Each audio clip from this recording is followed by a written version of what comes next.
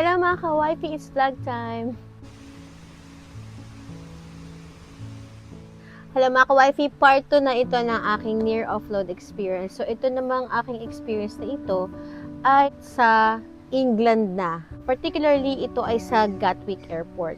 Okay, ito yung medyo madugo. So ang nangyari guys, nung dumating na ako dito sa England, bumaba ako sa Gatwick Airport and then doon ako na question sa immigration officer na yon.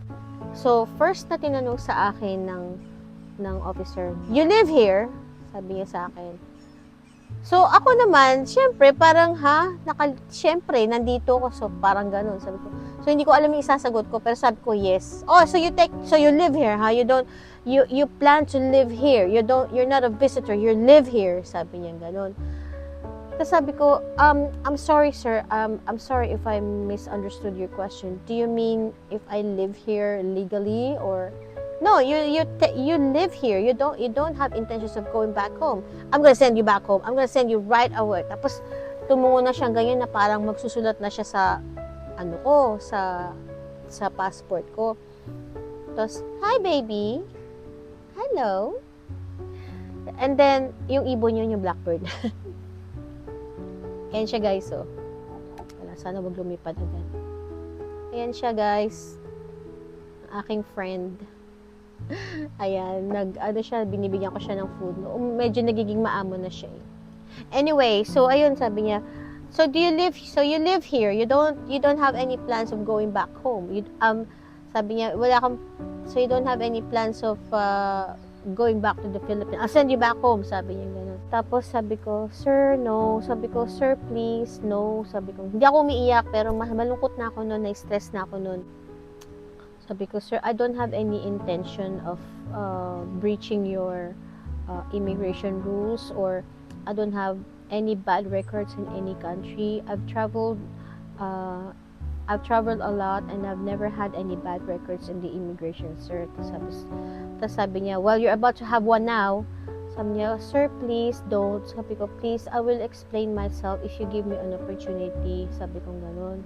Sabi ko, I love UK, I love being here, and I don't want to jeopardize my records here in your beautiful country. I've always wanted to be here, and I have very, very good intentions to come here. Sabi ko ganun. So medyo nag-calm down siya. Tapos sabi niya, okay, tell me, what is your plan? What's your intention coming back in England this early? Sabi ko, tapos ginanon niya ako. Tapos sabi ko, sir, originally, my boyfriend and I are planning to get married. However, we're not yet qualified to apply for a marriage visa because we need to live in together for 2 years. And so this is the reason why I applied for a 2-year visit visa, so that we can accommodate that requirement so that we can satisfy the requirement of the immigration or the home office, so that I'll be eligible to apply for the marriage visit visa. I have to go back immediately because we don't want to have any gaps in between our relationship, since we just got back together. So we just lived for 6 months, and if I were to stay in the Philippines for another 6 months, that would create a gap.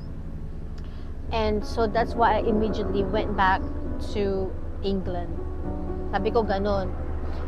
And ayun nga, sabi niya, what visa do you have? Sabi niya, can I have your visa please? Tapos siguro hindi niya masyadong binasa kasi guys, yung passport ay yung pinaka sticker or yung vignette na binibigay nila sa inyong passport, sobrang liit nung details. Parang syempre ang mga officer paspas na sila magtrabaho, kaya siguro hindi niya masyadong nabasa na 2 years yung ang ginrant sa akin ng home office. Tapos nga, may tinawag siyang lalaki na palakad-lakad sa likod niya. Tapos pinakita niya yung passport ko. Nagbulungan silang ganyan. Tapos nirelease yung aking passport. Tapos, in-interview niya na ako. Sabi ko, saan ka ba uuwi? Sabi niya ganun. Sabi ko, sir, Cornwall po. Sabi ko. Tapos sabi niya, Cornwall? Sabi niya, yes sir. Sabi ko ganun. Sabi niya, sino magsusundo sa'yo doon? Ganun talaga yung tone ng pananalita niya. Sabi ko, my boyfriend is actually waiting outside. He's gonna take me from here to Cornwall. Sabi ko ganun. Do you have the number? Sabi niya gano'n. Eh, syempre taranta ako no'n na natetense ako, na napapagod na ako, na parang baga, ano na ako, stress na ako. Pero I tried to calm down. Tapos sabi ko, sir, is it okay if I show you my number? No, no, no, you're not allowed to do that. No, no, no. Sabi ko, sir, hindi ko masyadong sa ulo eh. Sabi ko gano'n. Try to remember it. So, tapos maya, sabi niya, sige, tignan mo lang. Tapos binigay ko yung number ng boyfriend ko. Nagkamali ako ng last 4 digits. So, tama yung first 6, tapos yung last 4, nagkamali ako. So, nagkamali siya ng tao. Sabi niya, tignan mo, pinahiya mo pa ako. Sabi niya gano'n. Pinaya mo pa ako doon sa tinawag ako. Sabi ko, sir, sorry, hindi ko naman, wala po akong intention na ganun. Sabi ko ganun. Can we try it one more time, please? Sabi ko, sige, basahin mo na yung number. Tapos yun, tinawagan niya na si boyfriend. Hi, baby. Tapos ayun. And then, after niya nakausap yung boyfriend ko, dumating na yung isang officer na kausap niya yung kabulungan niya. And then, inabot na sa akin yung passport. Tapos, bago niya tatakan, tinret ako nung officer, sabi niya, right, I'm letting you through now. Sabi niya, but remember, even if you have the marriage visit visa, you are not allowed to come back in 6 months. You understand? Sabi niya ganun. He even said that I will put a note on my system that you are not allowed to enter the country, even if you have that marriage visit visa on the system. Okay? That's what he said. Sabi ko, yes, sir. Yes, sir. Tapos sabi ko, yes, sir. Tapos nung tinatakan niya na, narinig ko na yung tunog ng stamp. Thank you very much. Thank you so much, sir. I appreciate your consideration and your help. Thank you so much for understanding.